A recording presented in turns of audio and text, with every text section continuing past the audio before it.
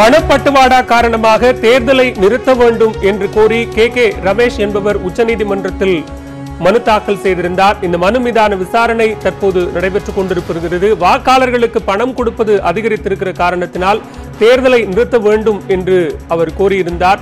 இது தொடர்பான கூடுதல் விவரங்களை தர காத்திருக்கிறார் நம்முடைய டெல்லி செய்தியாளர் சுசித்ரா, நீங்க தொடரலாம். தமிழகத்தில் ஏப்ரல் 18ஆம் தேதி நடைபெறவுள்ள அந்த தேர்தலுக்காக வாக்காளர்களுக்கு அனைத்து அரசியல் கட்சிகளும் பணத்தை வழங்குகிறது என்ற ஒரு கோரிக்கையை முன்வைத்து ஏப்ரல் 18ஆம் தேதி தமிழகத்தில் நடைபெறவுள்ள நாடாளுமன்ற தேர்தல் மற்றும் இடைத்தேர்தல்களுக்கு தடை விதிக்க வேண்டும் என்ற ஒரு மனுவானது உச்சநீதிமன்றத்தில் கே ரமேஷ் அவர்களால் தாக்கல் செய்யப்பட்டிருந்தது. அந்த மனுவினை அவசர வழக்காக விசாரிப்பதற்கு தற்பொழுது உச்சநீதிமன்றமானது மறுப்பு தெரிவித்திருக்கிறது. தலைமை நீதிபதி ரஞ்சன் கோகோய் அவர்களுடைய அமர்வு முன்பு இந்த மனுவினை அவசர வழக்காக விசாரிக்க கோரி வழக்கறிஞர் ஜெயசுகின் என்பவர் இன்று காலை முறையிட்டார். அப்பொழுது குறுக்கிட்ட தலைமை நீதிபதி ரஞ்சன் கோகோய் அவர்கள் பணம் வழங்கும் விவகாரத்தை மக்கள் கொண்டாட்டமாக கொண்டாடி கொண்டிருக்கிறார்கள், அதனால் தற்பொழுதுக்கு அவசரமாக இந்த வழக்கினை விசாரிக்க வேண்டிய அவசியம் இல்லை என்ற ஒரு காரணத்தை அவர் முன்வைத்தார். இந்த வழக்கானது அடுத்த வாரம் விசாரணைக்கு வரும் என தற்பொழுது எதிர்பார்க்கப்படுகிறது. பாலா, இந்த மனுவினை பொறுத்த அளவில் பல்வேறு அரசியல் கட்சிகளும் தமிழகத்தில் வாக்காளர்களுக்கு பணப்பட்டுவாடா செய்து வருகிறது என்ற ஒரு குற்றச்சாட்டை தான் கே ரமேஷ் அவர்கள் முன்வைத்திருந்தார்கள். வெளிப்படையாகவே அனைத்து அரசியல் கட்சி தலைவர்களும் கட்சியினுடைய தொண்டர்களும் வாக்காளர்களுக்கு பணத்தை அள்ளி வழங்குகிறார்கள் என்ற ஒரு குற்றச்சாட்டையும் அந்த மனுவில் கே ரமேஷ் அவர்கள் முன்வைத்திருக்கிறார். அதனை அடிப்படையாக கொண்டுதான் ஏப்ரல் 18ஆம் தேதி நடைபெறவுள்ள நாடாளுமன்ற தேர்தல் மற்றும் இடைத்தேர்தல்களுக்கு தடை விதிக்க வேண்டும் என்ற ஒரு கோரிக்கையானது முன்வைக்கப்பட்டிருக்கிறது.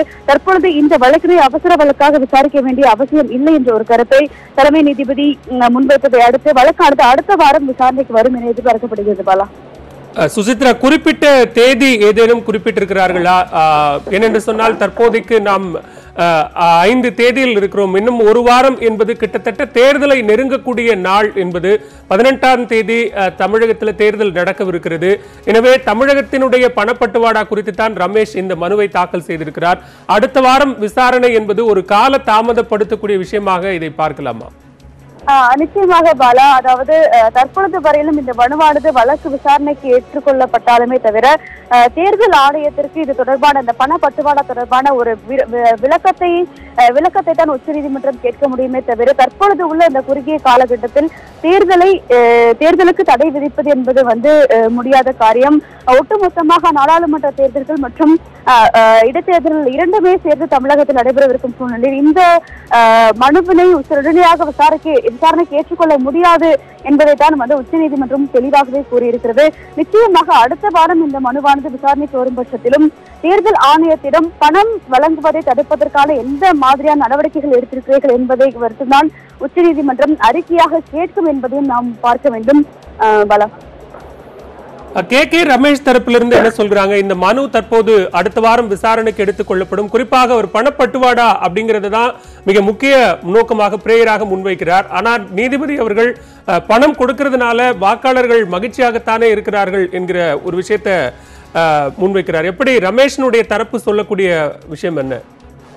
அவர்களுடைய தரப்பை பொறுத்த அளவில் இந்த மனுவினை மீண்டும் உடனடியாக விசாரணைக்கு எடுத்துக் கொள்ளப்படுவதற்கு மீண்டும் தலைமை நீதிபதியிடம் முறையிடுவோம் என்ற ஒரு கருத்தினை கே ரமேஷ் தரப்பினுடைய வழக்கறிஞர் ஜெயசுகின் அவர்கள் தெரிவித்திருக்கிறார்கள்.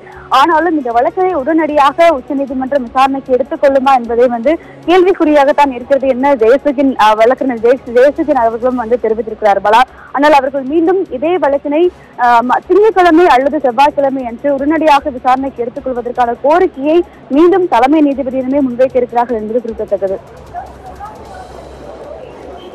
பணப்பட்டுவாடா காரணமாக தேர்தலை நிறுத்த வேண்டும் என்று மதுரையைச் சேர்ந்த கே ரமேஷ் என்பவர் உச்சநீதிமன்றத்தில் மனு தாக்கல் செய்திருக்கிறார்.